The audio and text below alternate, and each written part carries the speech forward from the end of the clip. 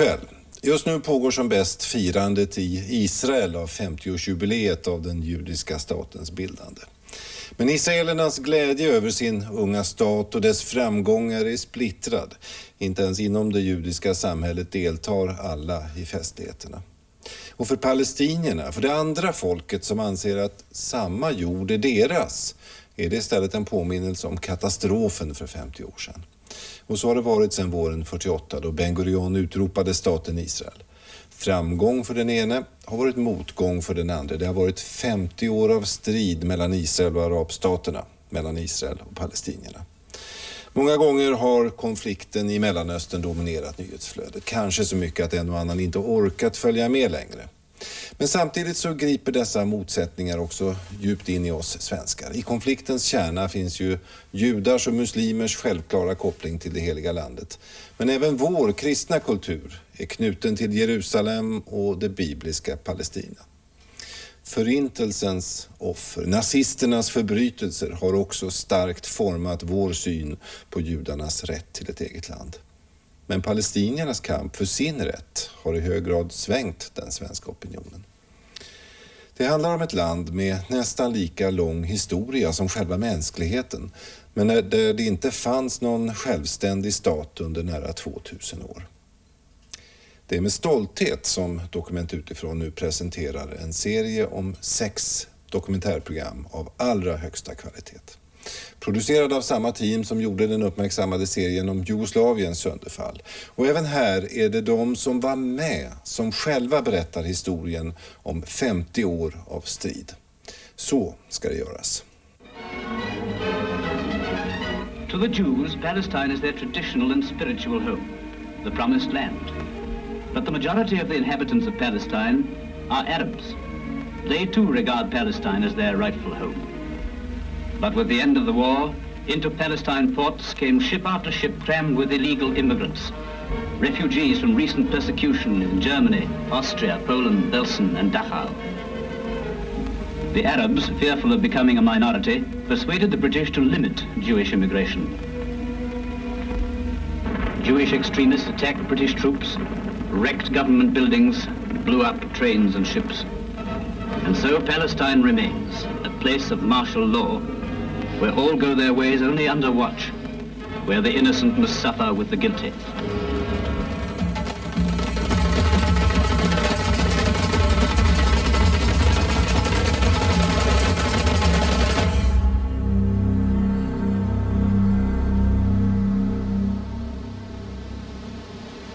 Palestina, ett land, två folk.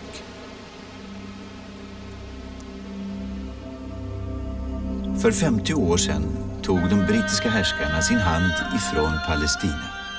Judarna såg en chans att utropa en egen stat. Araberna var fast beslutna att hindra dem.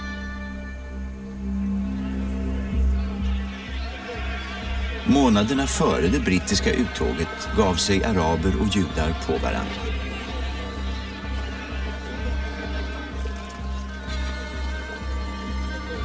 Palestina gick mot inbördeskrig.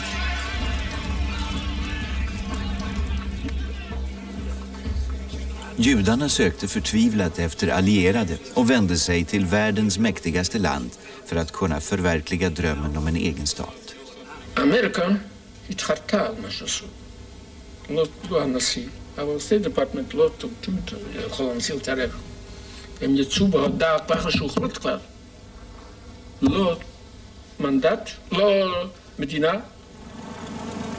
Ben Gurion sände ut sin nära medarbetare Moshe Sharet för att vädja om ett amerikanskt erkännande av den blivande judiska staten. An unhesitating decision. Den person som Sharet skulle övertala var utrikesminister George Marshall, en man som president Truman hade kallat den största nu levande amerikanen. Marshall var helt emot en judisk statsbildning. Han var säker på att det skulle leda till många års krig i Mellanöstern. 6 dagar före det brittiska uttåget träffade Sharet och hans medarbetare Marshall. Utan Washingtons stöd kunde en judisk stat inte överleva. Sharet explained that we have no other way than to proceed. This is a historic juncture. If we miss that, we may create tragedy for future generations. Marshall said to Charette, well, it's your decision. Don't count that we can bail you out. Men presidenten stödde judarnas krav på en egen stat i Palestina. I was told by all these so-called experts that if it was done, it would involve the whole Near East in a war, and it would also involve the United States. Hitler had been murdering Jews right and left. I saw it, and I dream about it even to this day. The Jews needed some place where they could go. It was my attitude that the American government couldn't stand idly by while the victims of Hitler's madness were not allowed to build new lives. Marshall hade svårt att dölja sitt förakt för sådana tankegångar. We are in the midst of a very critical situation. We should therefore carefully avoid approaching international problems on an emotional basis. 2 dagar före britternas uttåg kallades Marshall till Vita huset. För att undvika en öppen konfrontation uppdrog presidenten åt sin rådgivare att plädera för att USA borde erkänna en judisk stat. General Marshall started off. The president listened attentively and then said, I would like now to hear from Clark. But as I spoke, I saw Marshall's face getting redder and redder. And when I finished, he exploded. Marshall kallade det hela för ett genomskinligt trick som skulle vinna judiska röster. Clark Clifford did not disguise the fact that Marshall was raging mad. They don't need a state, they don't deserve a state, it isn't theirs. They've stolen that land. These were Marshall's words. And he said, Mr. President, I do not know what's going on here. He said, the fact is, I don't know even why Clifford is attending this meeting. The President said quietly, General, he's here because I invited him. The general sat there. You could kind of feel the stirring within him. He turned to the president, said, I'm obliged, Mr. President, to tell you that if you should adopt the policy that is recommended by Clifford, I would be unable to vote for you in this coming election in November. Well, dead silence in the room. No one had ever heard anything like that. I had never heard anybody threaten the President of the United States in that manner. Innan Marshall kunde fortsätta avslutade Truman mötet. I gathered my papers together and the President said, well, that was tough as a cob. I was up to here in experts from the Army, the Navy, and the State Department. Presidenten ville inte agera utan att ha Marshall med sig. Och i Palestina tycktes Marshalls spådom om ett krig vara nära att gå i uppfyllelse. 5 arabstater mobiliserade vid gränserna och hotade att invadera Palestina så snart de brittiska kolonialtrupperna lämnat landet.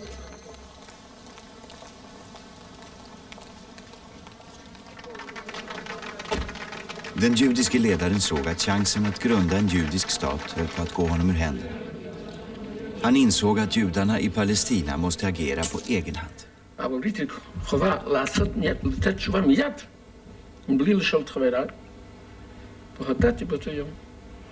ביום סיום המנדט הבריטי על ארץ ישראל, תוקף זכותנו הטבעית וההיסטורית, אנו מכריזים בזאת על הקמת מדינה יהודית בארץ ישראל, היא מדינת ישראל.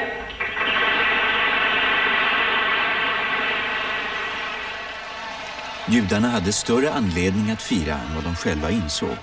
Ben Gurions deklaration ställde Marshall inför fullbordat faktum. Han gav efter och president Truman kunde som den första ledaren i världen erkänna staten Israel. Ben Gurion delade segern med Moshe Sharet och utnämnde honom till utrikesminister. Men senare skulle de råka i konflikt med varandra, vilket skapade en klyfta i den israeliska politiken som aldrig har överbryggats. Enligt Ben Gurion hade Israels överlevnad mindre med diplomati än med krig att göra. המדינה תוקם רק מכוח הכוח היהודי שהולך ומתארגן בגדולתו, מצבה, תחומיה, גם כן יקבעו על ידי זה. אנחנו פה לא שמעתי את הכרזת המדינה, את המאורע הגדול הזה. גמרו איזה קרב, ואז הוא, יצחק רבין, פתח את הרדיו, ושם כל החיילים שוכבים, עייפים מהמלחמה, ושומעים שם בן גוריון מדבר, מכריז על העצמאות, קורא את מגילת העצמאות. אז חייל אחד אומר, חבר'ה, תסגרו את הרדיו הזה, נשמע את זה אחר כך, אין לנו כוח. סגרו את הרדיו, שכבו לישון. De trötta soldaterna försvarade vägen till Jerusalem som belägrades av Palestina-araberna. Så snart britterna började dra sig tillbaka gav den judiska armén, Haganah, högsta prioritet åt att rädda Jerusalems judar undan svälten. We started with military operations to make sure that the road between Tel Aviv and Jerusalem will not be endangered by the big villages or towns that were along the road, wherefrom came all the attackers on the convoys.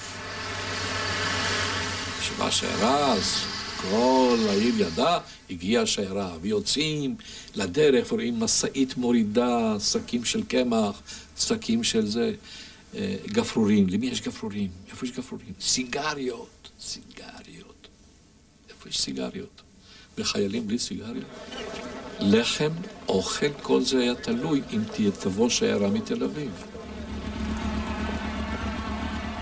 Haganah trappade upp sin aktion för att hindra de palestinska byborna från att ge skydd åt arabiska soldater. Well, it was not pleasant. The system was to attack the village, to give warning to the civilians, to destroy the village. And by the elimination of the villages along and adjacent to the road, we were sure that there would be no attacks. راجعوها البلد راح صار عليك يا دير ياسين صار عليك يا دير ياسين على شبابك على ايامك الحلوه. Såren efter händelserna i Deir Yassin, en månad före självständigheten, skulle inte läkas på många år. Och relationerna mellan judar och araber försämrades allvarligt. Under de 5 månader som inbördeskriget pågått hade Deir Yassin inte dragits in i striderna. Den stod inte på Haganahs lista över fientliga byar. Men Haganah hade en del farliga allierade. En av dem, en liten terroristgrupp som kallades Sternligan, gick samman med Irgun, en annan grupp som mest var känd för bombattentat mot det brittiska militärhögkvarteret på King David Hotel. Deir Yassin var den plats där de tänkte sätta sig i respekt hos palestinierna. במקרה בירושלים נפגשתי עם חבר לשעבר שהיה פעם בפלמ"ח, אומר לי פתאום שהוא איש לח"י, ושלח"י ואצ"ל קיבלו אישור מדוד שאלתיאל לתקוף את הכפר דיר יאסין בעוד כמה ימים. הוא מאוד התגאה. והוא הוטל על כוחות האצ"ל והלח"י, הוא הוטל על ידי מפקדת המחוז שהייתה אז האצ"ל, הלח"י וההגנה, הוא הוטל על כוחות האצ"ל והלח"י לכבוש את דיר יאסין. רצתי אל דוד שאלתיאל ואמרתי לו, למה אתה מאשר להם? הוא אומר, באמת הצעתי להם 2 אלטרנטיבות והם לא רצו. אז אמרתי, אז למה השארת להם? אז הוא אמר, מה אני אעשה? אני אראה להם בגב? אז אמרתי, אתה יודע מה, אם ככה, אני אכנס יחד איתם בכפר, בלי להגיד להם. Judarna räknade med att en styrkedemonstration och en varning genom högtalare skulle räcka för att få byn utrymd före soluppgången. كان يطلع في مكبرات الصوت ألقوا السلاح ونفدوا برواحته فسمعنا حس ضربة الرشاش عاد إحنا عندنا تعليمات الرشاش ما ينضربش الا في حاله خطر يعني. والله انا قاعد هيك مجنبز، رفعت البردايه الطاقه قدامي، انا طلعت الا البلد شعلة نار، ولا هي اضواء كاشفه على كل القريه. Men byn var inte det enkla mål som judarna hade trott. כי עובדה שמהחלונות ומהבתים האלה נורתה אש על חיילינו, ומכוח של 132 איש היו לנו 42 פצועים ו6 הרוגים. Gruppens chef, som var ett brittisk sergeant, gav order om att hus för hus skulle anfallas. פקדתי שלא נכנסים לאף בית מבלי להפעיל את המטען או לזרוק רימון או 2 רימונים לתוכו.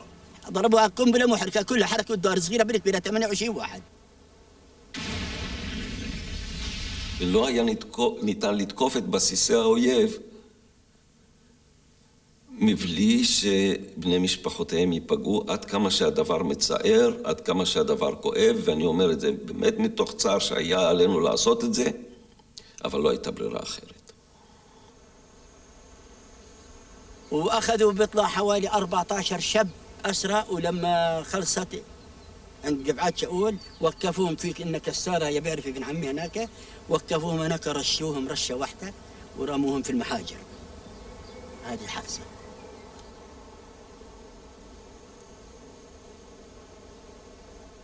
אני ראיתי במו עיניי את ה-20-25 גברים מוכנסים לקוורי, מעמידים אותם שם על הקיר של המחצבה, וירו בהם, פשוט, בלי חוכמות. והם הומתו בירייה. עוד זה נמשך, התחילו להיכנס אל הכפר אנשים יהודיים משכונת גבעת שאול. רובם דתיים, דרך אגב. והתחילו לצעוק עליהם. רוצחים, מה אתם עושים? מנובלים. איך אתם עושים דבר כזה? קצת בעברית, קצת ביידיש, כל הזמן. וזה מה שהפסיק את הטבח. Araberna drevs bort från Deir Yassin. De överlevande flydde mot Jerusalem. Och där skulle de arabiska ledarna begå ett ödesdigert misstag. احنا لما وصلنا القدس اخذونا على فندق في باب الخليل شبكي. هناك اتجمعنا مع بعضنا وصرنا نتفكر في بعضنا انو اللي راح انو اللي كذا. اجت اللجنه القوميه بما فيهم الدكتور حسين فخري خالدي. فقلت له ايه رايك كيف نغطي هالموضوع؟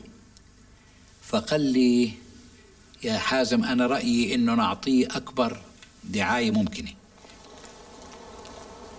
واعطاني بيان اللي بتحدث فيه عن مذبحة دير ياسين وعن الاعتداء على السيدات والاعتداء على الأطفال وكل هالأشياء.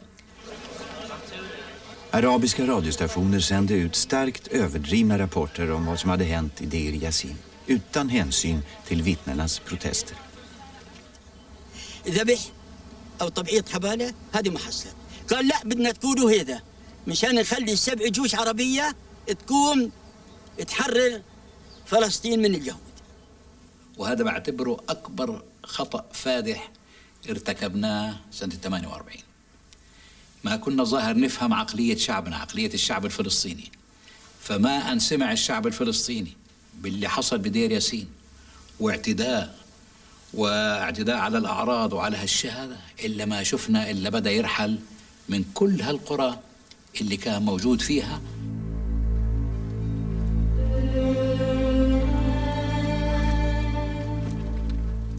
Utrymningen av palestinska byar fortsatte.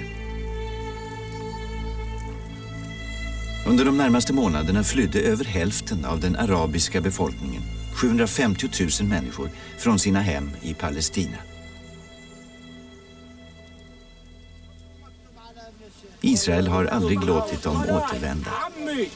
عمي اخو ابويا بين هالكتاب ما بنعرف مش قادرين ندخل من الشيك اللي ناطر. شايف هذا البيت قبل لصاحب الدار هذا لك هذا في منجرة.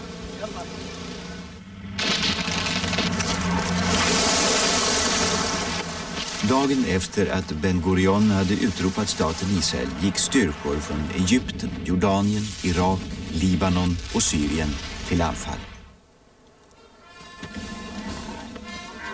Men den största armén, den egyptiska, hade bara varit i aktion vid parader. Den leddes av den kände playboyen kung Farouk. The king hadn't had any experience of war. Nobody, in fact, had any experience of war, including the commander-in-chief of the Egyptian army, you see. إن دايما في الناحية العسكرية في حاجة اسمها الاستكشاف، الإعداد، وحتى ذهنيا إحنا مش جاهزين. فحصل ارتباك بالنسبة للناس المنفذين، يعني اللي هم العسكريين اللي هيقوموا بالعملية. I took the whole matter to Farouk, who showed himself well aware of the criticisms and the objections to going to war. But on the other hand, he felt that Egypt had committed herself at the UN, that the other Arabs likewise had committed themselves, that the idea of war existed and that we couldn't very easily back out of it. Det verkade som om arabstaterna med sin sammanlagda befolkning på 40 miljoner lätt skulle besegra Israels 500 000 judar.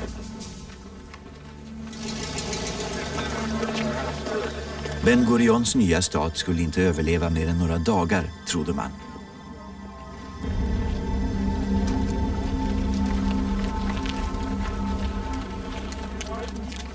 We thought it was going to be a pushover, that the Jews were going to run away the moment they saw Arab regular army uniform moving on to them with bayonets and whatever.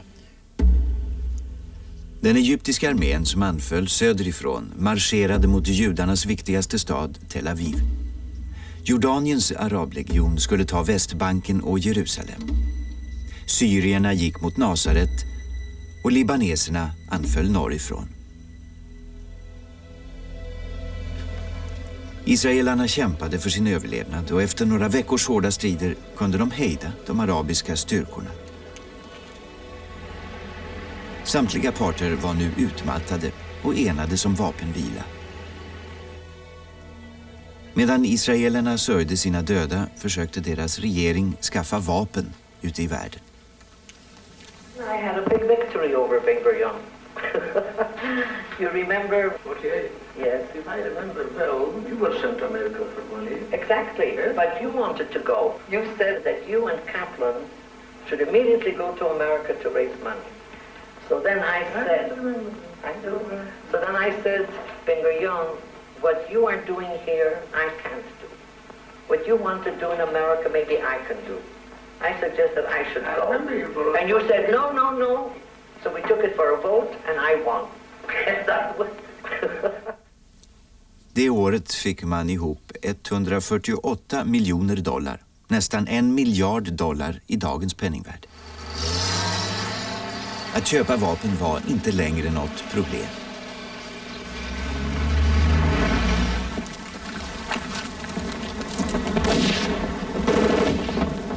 When the weapons came in, the whole balance of power changed. And the Israelis would then pass on to the offensive. And so the Egyptian army was surrounded, and then the Jordanian army just kept neutral, didn't interfere in any way. Finally, our prime minister here in Egypt, Nokrashi Pasha, was murdered by the Muslim Brothers. And his successor said, there's no future in this war, let's make peace. De sista egyptiska soldaterna drog sig tillbaka.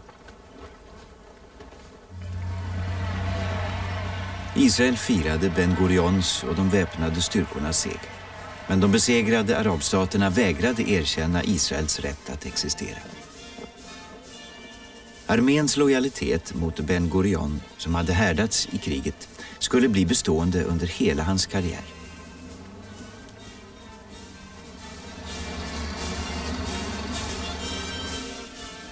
I den mäktigaste arabstaten, Egypten, skulle en ny tid snart börja.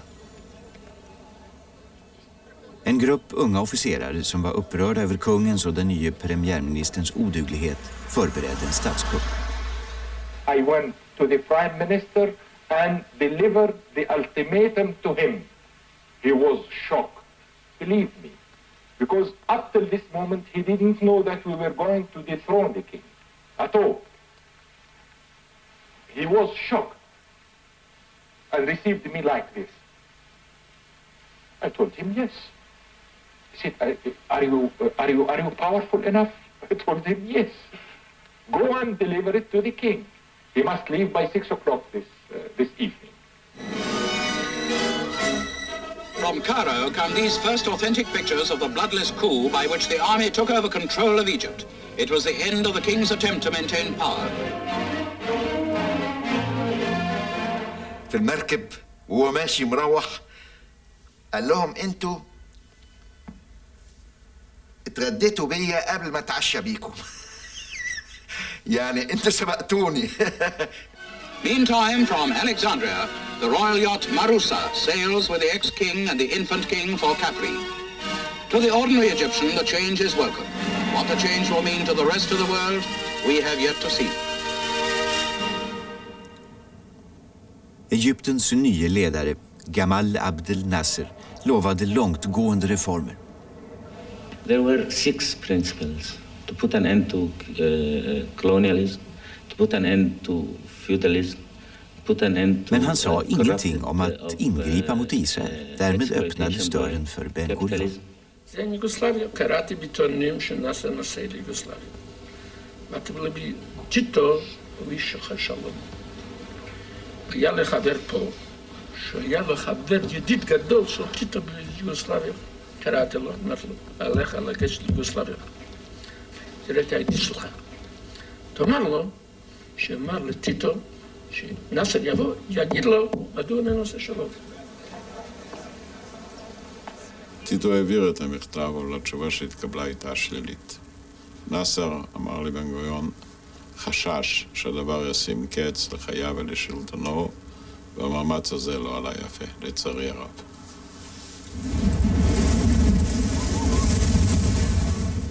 Nasser var rädd att förhandla med Israel eftersom arabvärlden skulle uppfatta det som ett förräderi mot palestinierna. De här flyktingarna som hade lämnat sina hem i det som nu var Israel fick bo i väldiga flyktingläger på andra sidan gränsen. Israelerna i bosättningarna vid gränsen blev oroliga när de allt oftare utsattes för attentat av infiltratörer från lägren.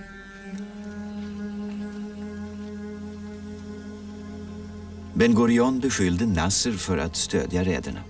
Han gav order om vedergällning och lät sina trupper slå till mot de arabländer som skyddade infiltratörerna. Ben Gurion חשב שהטרור לא יכול להתקיים אלא אם יש שיתוף פעולה של האוכלוסייה. צריכה להיות סיבה טובה לאוכלוסייה, לא לסייע בידי הטרוריסטים, ואכן כך גם היה. Premiärministern ansåg att bosättningarna hade avgörande betydelse för Israels överlevnad. Trots att han snart skulle fylla 70 flyttade han själv till en kibbutz. וקרא לנו ואמר לנו, תראו, אני החלטתי שאני מתפטר מהממשלה ואני הולך לשדה בוקר. מה, למה, לכמה דבר? אני לא יודע, אני יוצא לשנה, שנתיים או יותר, אני לא יודע, אבל אני עכשיו רוצה לצאת, לעשות הפסקה. Till Ben Gurions förfäran utsågs utrikesminister Moshe Sharet till hans efterträdare. Sharet, som hade vuxit upp i en arabisk by, beslöt sig för att ändra på Israels inställning till de arabiska grannarna. האמין האמונה העמוקה שזאת היא הדרך הטובה ביותר לביטחון ישראל, לא רק כקונספציה של שלום, שאנחנו מוכרחים להבין אותם יותר. Sharet skickade Ziama Divon till Paris, där FNs generalförsamling tillfälligt var lokaliserad. כשאמרתי לחבר שלי שאני נוסע לפריז לפגוש ערבים, אמר לי, יא זיאמה, אני יודע שאתה אוהב את סרבנטס, אבל חבל לי עליך שאתה תשחק דון קיחוט. מה תעשה? תלך לפלאס דה לה קונקורד ותתחיל לצעוק, אני רוצה לראות ערבים? كنت جالس في شرفة الصحافة فجاء شاب جلس إلى جانبي. התחלנו ככה שיחה, אמרתי לו, אדוני הנכבד, אני יהודי. הסתכלתי בפנים, לא ראיתי מבוכה. من تمثل أنت؟ وأخيراً بعد نوع من الإلحاح مني قال أمثل شرت. אמרתי, אני ישראלי שחולם על הסכם ועל שלום עם מצרים. För en egyptier var det tabu att tala med israeler. Så Abdel Rahman Sadek var nervös när han kallades till president Nasser. فدخلت فوجدت البكباشي جمال عبد الناصر في منتصف الحجرة واقف. قال عايز أبلغك إنك أنت مفوض مني باستطراد الكلام مع محدثك في باريس. Diplomaten skulle rapportera direkt till Nasser. للبحث عن إمكانية التوصل إلى تسوية بدون إراقة دماء. Nassers sändebud återvände till Paris med goda nyheter. Som ett första steg skulle Nasser dämpa den hetspropaganda mot Israel som Radio Kairo hade börjat sända. Han gick också med på att begränsa den palestinska gerillans räder in över gränsen. Den israeliske premiärministern hade öppnat en direktlinje till arabvärldens mäktigaste ledare. Men bakom premiärminister Sharets rygg agerade några av hans kollegor i en helt annan riktning. Ben Gurion, som misstrodde sin efterträdare, hade placerat 2 av sina egna skyddslingar på nyckelposter, försvarsministern Pinchas Lavon och generalstabschefen Moshe Dayan. נקראתי לבוא ולראות את משה דיין אחרי רצח אכזרי של אם ושני ילדיה, בעצם תינוקות שנרצחו ביישוב סמוך. Mördarna hade lämnat efter sig spår som ledde mot en by på andra sidan gränsen inne i Jordanien. ההוראה הייתה להגיע לכפר שהיה אז בשטח הנשלט על ידי ירדן מאז מלחמת העצמאות, בעצם תחת כיבוש ירדני מאז מלחמת העצמאות, לפוצץ מספר בתים ככל שניתן ולגרום אבידות כבידות ככל שניתן. The tiny village of Kibya on the Israel-Jordan border is in ruins as day survivors relate how troops struck across the frontier at night. They accuse Israeli forces of leveling buildings with grenades, shellfire, and explosives, trapping entire families in the rubble. The attack prompts the United States, England, and France to deliver their sharpest rebuke to Israel since its founding and to demand stern action to punish the guilty troops. Försvarsminister Lavon var på väg till ett möte med premiärminister Sharet när den första rapporten om räden kom in. And so I sent Sharet Menorah and asked him, did you approve it? He stopped the meeting. He took Mr. Lavon out of the room and discussed the matter in the corridor and came back ashen-faced because Lavon had said that he had acted upon the instructions or the authority of Ben Gurion. För Lavon och militären var Ben Gurion fortfarande Israels verklige ledare. Även som pensionär fortsatte han att dra i trådarna. אחרי הפעולה הוזמנתי לראות את בן גוריון. זו הייתה הפעם הראשונה שפגשתי בו. Aaron, but I think about him. Nice boy. Yeah, good soldier. ואז הוא אמר לי משפט אחד. הוא אמר, לא חשוב מה יגידו בעולם, לא חשוב מה יגידו על ישראל בכל מקום אחר. מה שחשוב דבר אחד, זה שאנחנו נוכל כאן להתקיים. ואם לא יהיה ברור שיש מחיר לחיי יהודים, לא נוכל פה להתקיים. וזה מה שקובע. En ursinnig premiärminister Charette skrev i sin dagbok: Aldrig tidigare har det förekommit någon hämndaktion i den här omfattningen. Jag stegade fram och tillbaka i mitt arbetsrum och kände mig totalt nedstämd och hjälplös. För att rädda de hemliga förhandlingarna i Paris avslöjade Charette alla fakta för president Nasser. وهو قال ان ده من تدبير المتشددين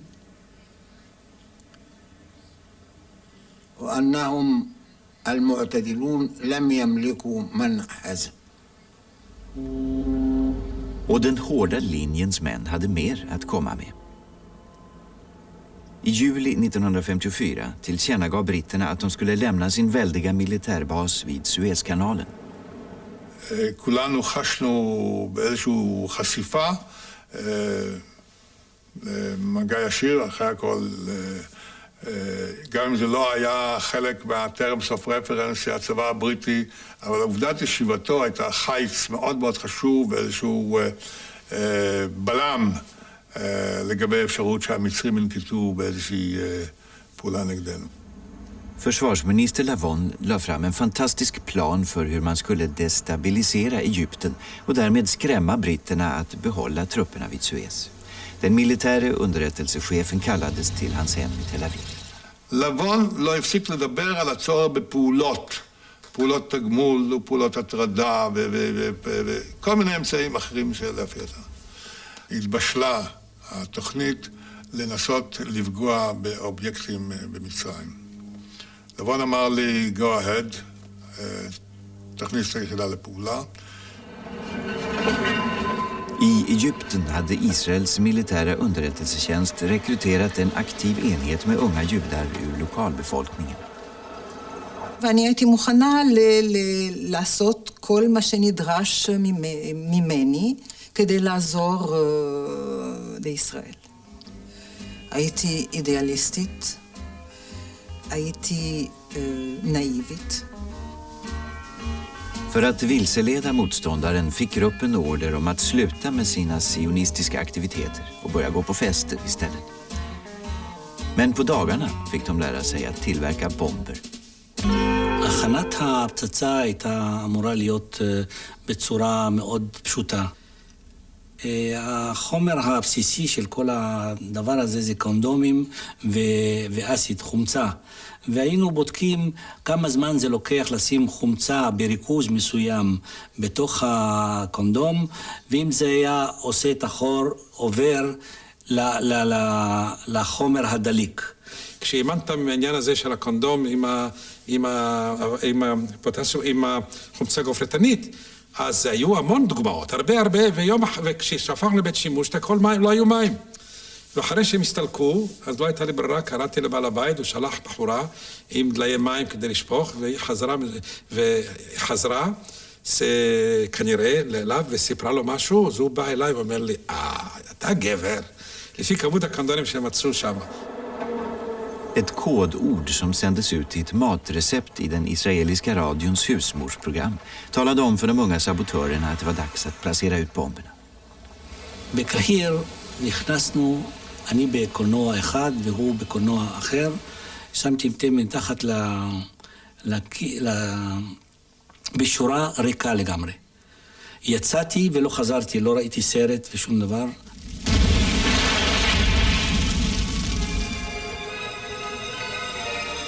Men när hans kamrat skulle placera ut ännu en bomb gick det illa. في حراسة على السينمات وكده، ففي سينما في اسكندرية المسؤول عن الحراسة لقى واحد خارج من السينما وعمال بيحترق، والاحتراق جاي هنا في البنطلون.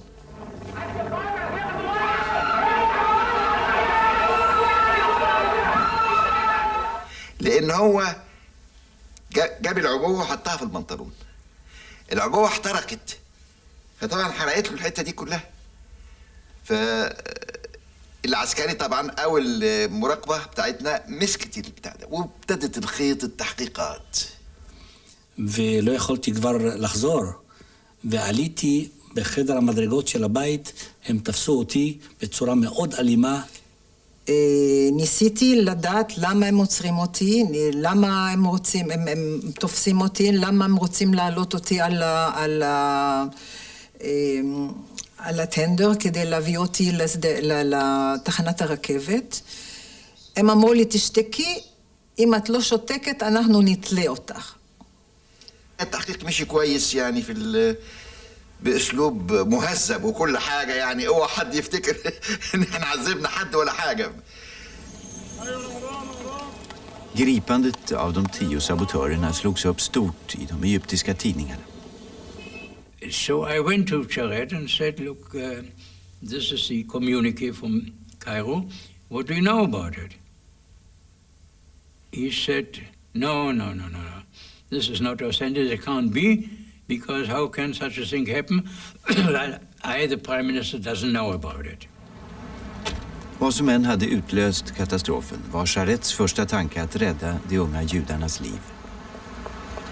ואז בא משה שרת ואמר לי, זיאמה הייתה ישיבת ממשלה, אנחנו מאוד מודאגים ממה שקורה במשפטים, ורוצים לעשות הכל על מנת למנוע גזרי דין מוות. För att försöka utverka en benådning skickade Charet sitt sändebud till Paris. Nasser skulle få veta sanningen.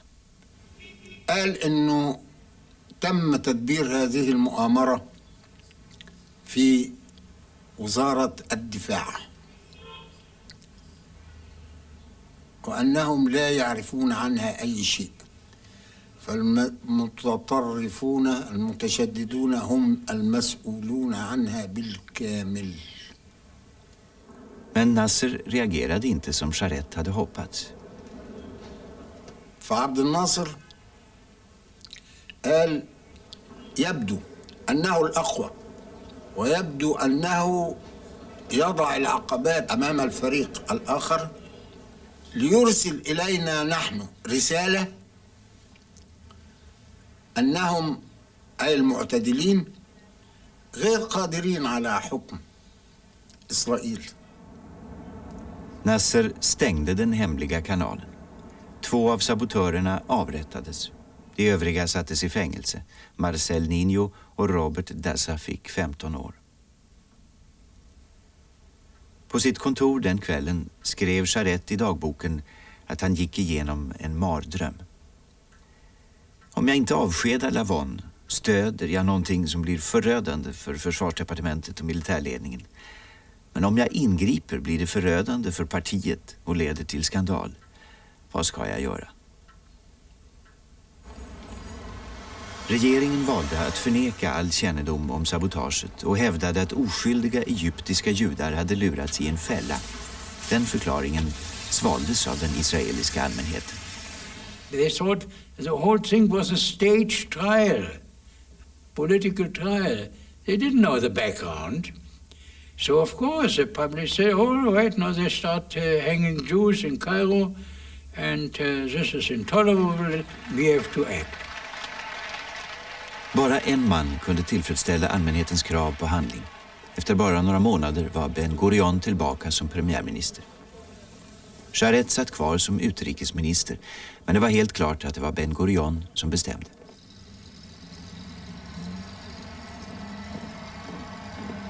I Egypten drog Nasser sina egna slutsatser. Han vände sig till Sovjetunionen som snabbt försåg Egypten med de senaste stridsvagnarna, bombplanen och MiG-planen.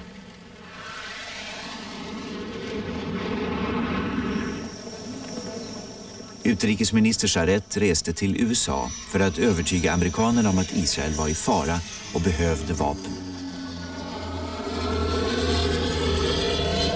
Our plate was really full of very important assignments, in the midst of which we suddenly hear that in response to a Syrian attack on our boats on Lake Kinneret, Israel had retaliated with its full power, and something like 70 Syrian soldiers, but also many civilians, had been killed.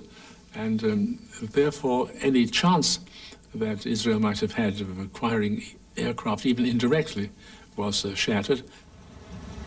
Sharet ringde upp Ben Gurions kansli. הוא כעס מאוד, שרת, והנה הוא מודיע שהוא בא, שדה התעופה, והוא ירד יחד עם אשתו, ציפורה. כן, שלום, שלום, הוא היה רציני, כועס, והיא אמרה, אתם שמה, אתם לא רואים מה שראש הממשלה עושה, הוא כבר לא מבין מה שהוא עושה, ואתם יסמנים שלו, כל מה שהוא עושה, אומר, אתם אומרים אמן, ואתם לא רואים איזה נזק זה נגרם וכדומה. När Ben Gurion kom till nästa möte med partiledningen hade han ingen aning om att Sharet tänkte ta strid.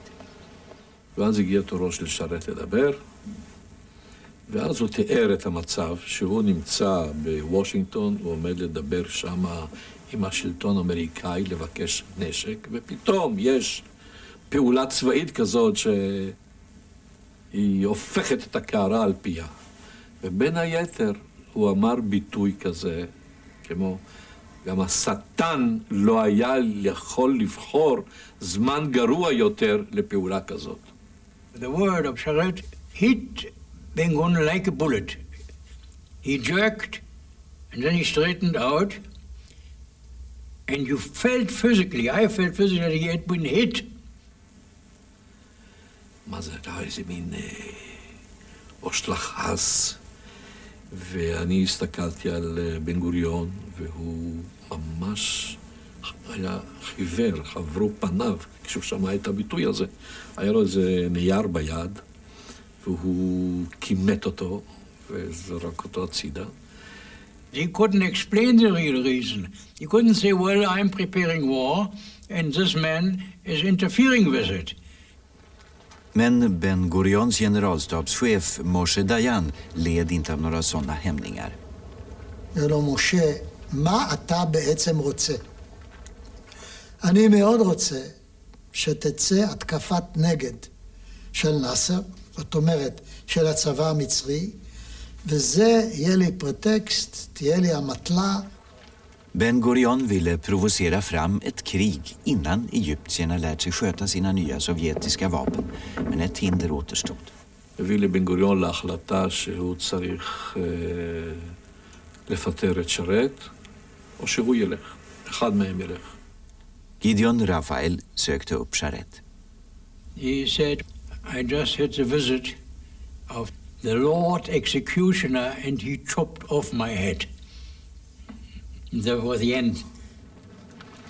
Nu när Sharet var ur vägen väntade Ben Gurion på en chans att ta itu med Egypten. Några veckor senare nationaliserade president Nasser Suezkanalen. Plötsligt hade Ben Gurion två nya allierade, Storbritannien och Frankrike, som gemensamt hade ägt kanalen. Han skickade ett sändebud till ett hemligt möte i Paris. בורג'ס אמר לי שהם מתכננים מבצע משותף, אנגלי, צרפתי, כדי לשמור על זכויותיהם בתעלת סואץ, שנאסר החליט להלימה. והוא שאל אותי מה היה, אילו צה"ל היה משתתף, כמה זמן היה לוקח לצה"ל להגיע לתעלה. Ben Gurion väntade otåligt på att sändebudet skulle återvända. הוא פנה אליי, אומר, נו, מה עם הצרפתים שלך? אז התחלתי לספר לו מה עם הצרפתים. איפה הם עומדים, מה התוכניות, איפה מתכננים. אמר בן, רגע אחד, זה משנה את כל המצב מיסודו. אנחנו היום לא נדון בפעולת התגמול. Israel invaderade Egypten med britternas och fransmännens hemliga stöd. Efter en vecka hade israelerna tagit Sinaiöknen och stod 15 kilometer från Suezkanalen.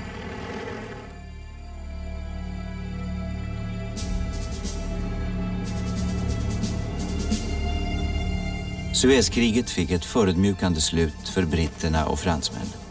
Men för Israel blev det en triumf. Ben Gurion hade visat världen att Israel var en makt att räkna med.